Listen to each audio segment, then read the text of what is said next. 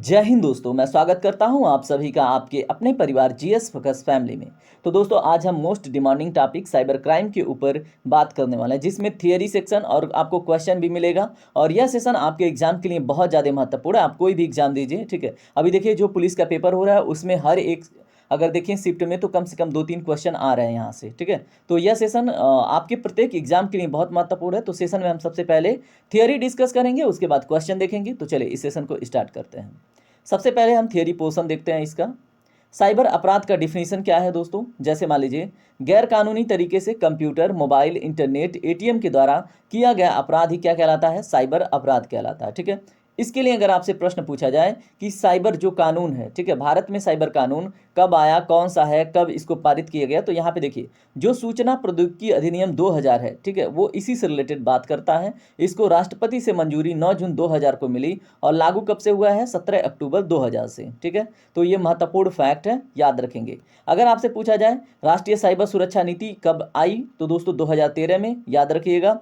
राष्ट्रीय cyber crime reporting portal किसके अधीन आता है, किस मंत्रालय के? तो केंद्रीय गृह मंत्रालय के अंतर्गत आता है। और देखिए, पोर्टल भी पूछा जा सकता है, तो पोर्टल क्या है? www.cybercrime.government.in।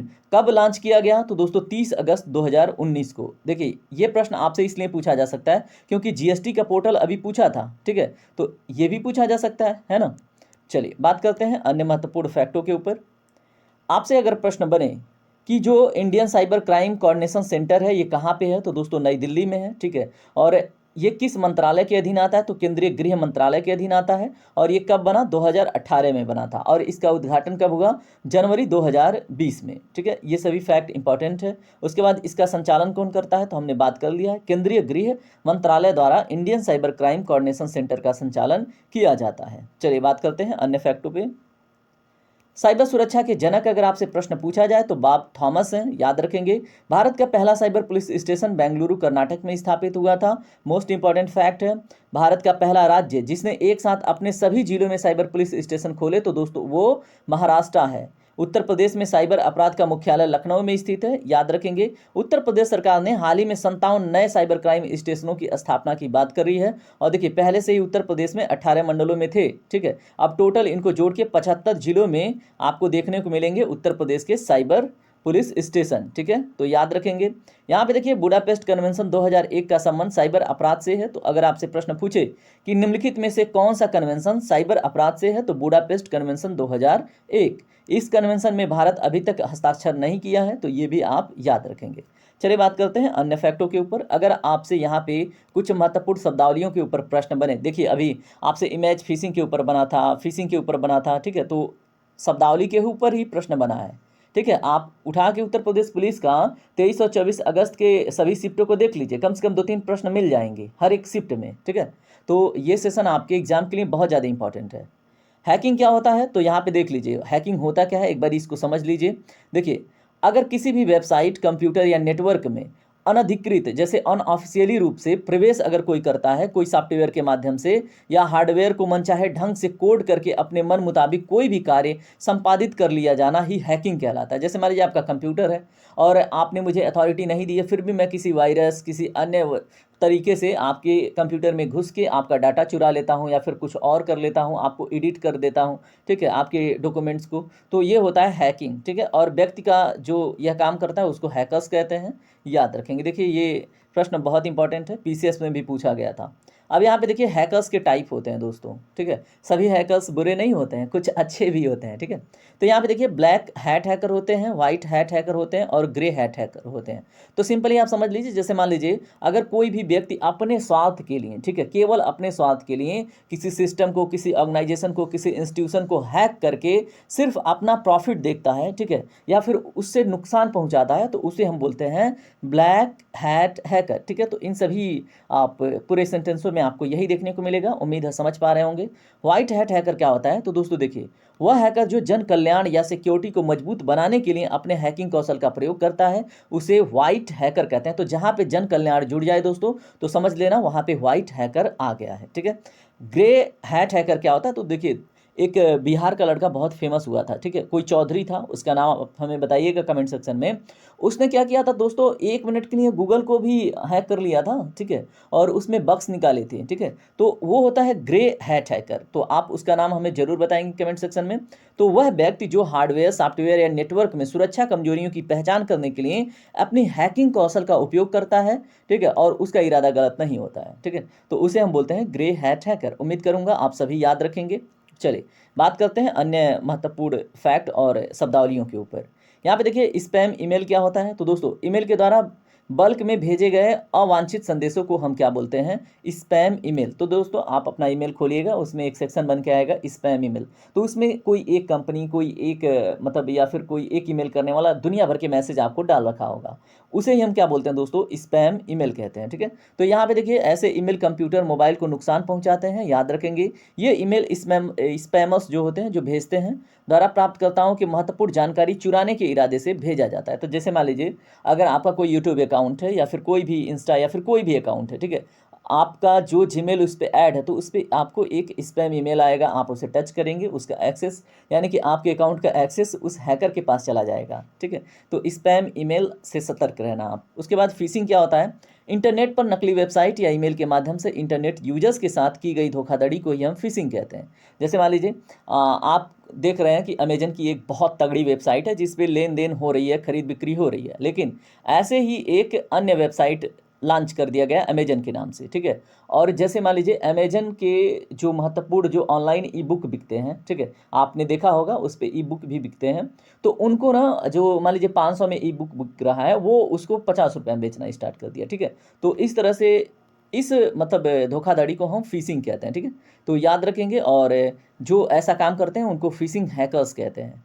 चलिए उम्मीद करता हूँ आप समझ गए होंगे। अब बुलिंग क्या होता है वो भी देख लीजिए। सोशल मीडिया प्लेटफॉर्म जैसे फेसबुक, ट्विटर, इंस्टाग्राम, यूट्यूब आदि पर जैसे गंदे कमेंट करना, धमकी देना, तंग करना, इसी को कहते हैं बुलिंग, ठीक है। आपने भी किया होगा चलिए कोई बात नहीं, आप अच्छे हैं, आपने नहीं किया होगा। साइबर स्टॉकिंग क्या होता है दोस्तों, तो इलेक्ट्रॉनिक्स माध्यम का उपयोग करके किसी व्यक्ति को तंग करना, ठीक है, जिसका उद्देश्य धोखाधड़ी करना हो, साइबर स्टॉकिंग कहलाता है, ठीक है। तो याद रखेंगे साइबर स्टॉकिंग क्या होता है। साइबर पायरेसी क्या होता है, नकली सॉफ्टवेयर बनाकर कम दाम में बेचना, ठीक है, तो उसी को बोलते हैं साइबर पायरेसी, याद रखिएगा। चलिए अब आगे कुछ इंपॉर्टेंट फैक्ट के बाद हम क्वेश्चन देखेंगे। लॉजिक बम क्या होता है, तो दोस्तों लॉजिक बम एक कोड का टुकड़ा होता है जिसे किसी एप्लीकेशन, नेटवर्क या सिस्टम में डाला जाता है। इसे अक्सर किसी संगठन के खिलाफ दुर्भावनापूर्ण हमले के लिए किया जाता है, जिसको हम लॉजिक बम कहते हैं, ठीक है। ईमेल वॉर्मिंग्स क्या होता है, तो दोस्तों बड़ी संख्या में ईमेल भेजना ताकि अकाउंट बंद हो जाए, फिर अकाउंट खोलने के लिए पैसे मांगना, उसे बोलते हैं हम ईमेल वॉर्मिंग्स, ठीक है। बताइए ऐसी ऐसी चीज़ें हो रही हैं। अब देखिए आपके सामने कुछ महत्वपूर्ण प्रश्न आएंगे, आप उन्हें ईमानदारी से करेंगे। देखिए क्या है, साइबर संबंधित कुछ महत्वपूर्ण प्रश्नावली। हैकिंग शब्द किस वर्ष मतलब गढ़ा गया था दोस्तों, 1955 से 60 के बीच में हैकिंग शब्द सबसे पहले आया था अस्तित्व में। हैकर शब्द सबसे पहले कहाँ से अस्तित्व में आया, तो दोस्तों MIT जो बहुत बड़ी यूनिवर्सिटी है, जिसको हम बोलते हैं मैसाचुसेट्स इंस्टीट्यूट ऑफ टेक्नोलॉजी, आप बताएंगे किस देश में है। उसके बाद यहाँ से निकल के आया था हैकर शब्द। पहला लोकप्रिय हैकर सम्मेलन किस वर्ष हुआ था, तो दोस्तों 1993 में, कहाँ पे, लॉस वेगास नेवादा में, ठीक है। पहले हैकर सम्मेलन का नाम क्या है, तो दोस्तों डेफकॉन नाम है, ठीक है। तो याद रखेंगे डेफकॉन कब हुआ था, 1993 में, ये भी आप याद रख सकते हैं, ठीक है। चलिए बात करते हैं अन्य प्रश्नों पे, एक मिनट।